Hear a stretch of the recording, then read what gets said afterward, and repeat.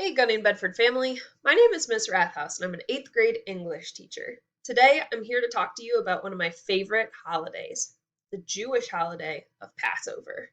Now, many of you may not know too many Jewish holidays. In fact, you've probably heard of Hanukkah and just think that it's Jewish Christmas, which is a subject for an entirely different video. Today, instead, I'm going to talk to you about Passover, which is a spring holiday that celebrates the story of Exodus. Now, you might be thinking that you've heard of Exodus before, and if you go to church or you have read the Bible, then you might have, because Exodus is also in the Old Testament of the Christian Bible. It's a shared story between Judaism and Christianity. So, essentially, a Cliff Notes version of the story is that for a long time, for hundreds of years, the Israelites, or ancestors of the Jews, were enslaved to the Egyptians. The Egyptian pharaohs had them build all different types of pyramids and temples and things, and they were slaves. They didn't have many rights, and it wasn't fair. And finally, throughout this story of Exodus, the Israelites gain their freedom. They gain their freedom through Moses, who helps them and speaks to God and brings the Ten Commandments. They also bring their freedom from these plagues that were sent by God. Now, I'm not saying that this is what you should believe. This is simply what the Jewish tradition of Passover believes and follows. So I'm just sharing with you a little bit about my favorite holiday. So, one of the cool things about Judaism and Passover specifically is that a lot of the traditions involve my favorite thing, which is food. That's why I'm in my kitchen. Yay! All right. So right now I have some hard-boiled eggs going, which is super exciting. Later I'll have a brisket cooking, and it will be really great. There will be smells of potatoes and happiness all around in this kitchen. There will also be a very stressed Miss Rathaus, which is why I'm doing this video now, when it's just hard-boiled eggs. Okay. So, one of the cool things about this holiday is that it is all about celebrating the Hebrews getting freedom from slavery.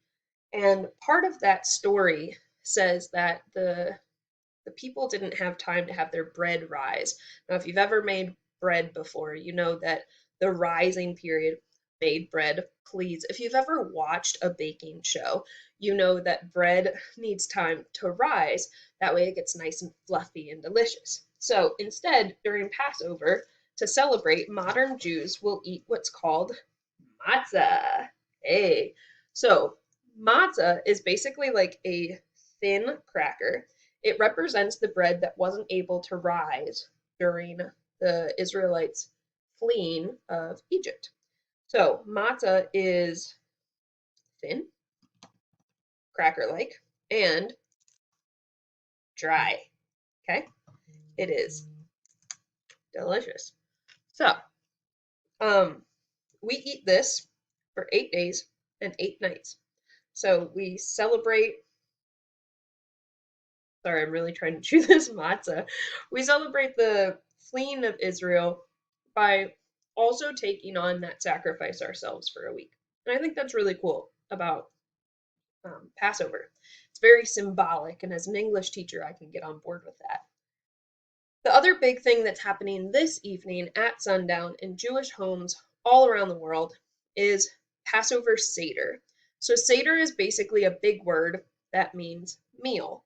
And it's a big meal that is usually, it can have hundreds, 30s, however many people sitting around a table, enjoying the story of Passover and really celebrating the freedom of the Jewish people from persecution. And it's a really fun time. And I'm a little bummed that I can't have everybody around my table this year because we are social distancing. So I wanted to share with you some of the things that I do at my Seder, which I think are pretty fun. So on every Seder table is a Seder plate. I'm really proud of this one because I painted it myself. Thank you, hold the applause. All right, so you can see that there's different circles around my Seder plate. And that's because different things get placed on this plate at the beginning of the meal that symbolize certain things from the Exodus story.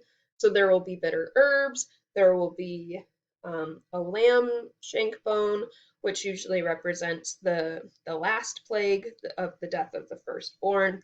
So all of these things, everything in the story and everything on the plate and everything we talk about is symbolic and brings that story of Exodus into our modern lives. So it's no longer something that we just think about and appreciate that our family went through, but really we put ourselves in their shoes and try to embody what it was like for them to go through this time.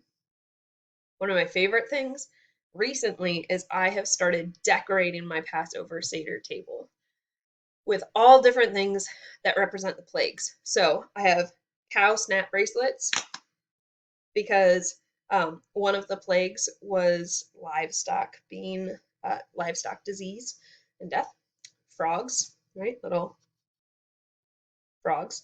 I have ping pong balls to represent hail, and these are a table favorite usually to represent the boils, which is one of the plagues that helped get the Israelites out of Egypt.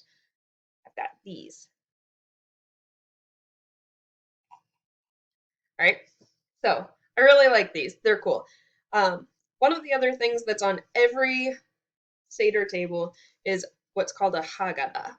A Haggadah is basically a book. I made this one so that my family who's not Jewish could also celebrate with us.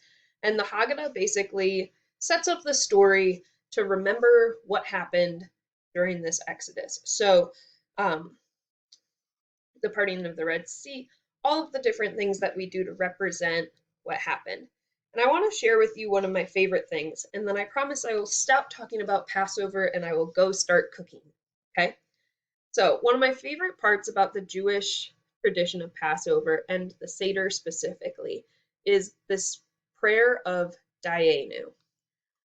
Dayenu in this case basically means enough. In the context of Passover, it means that if God had only taken us out of Egypt, that would have been enough, right? And I think that's a really cool thing to remember. But specifically, I want you to think about Dayenu this year. COVID-19 has taken over our lives. And who knows what's going to happen? But I want you to think of this phrase, Dayenu. It would have been enough. And for me, I'm really grateful for what I have. In this life, I have a house over my head, a roof over my head, rather. I have a fiance to keep me company. I have family who is safe, even though they're not near me and they can't celebrate this holiday with me. I have amazing students, and I have all of these different things. I have Wi-Fi so I can watch Netflix. Okay? And all of those things are really enough. It's enough to have a little bit of land to go walk around. It's enough to have a friend or two to talk to on FaceTime. And I hope that you realize that what you have, even if right now it doesn't seem like it's a lot, and even if right now it seems so limited because you can't leave the house, I hope that for you it is enough. Dayenu. It would have been enough. So, with that, I hope you have an awesome evening while I have an amazing Passover. It is okay to say happy Passover to somebody. Just say happy Passover. And I hope you have a wonderful day. And before I forget, you can't hide that Panther pride.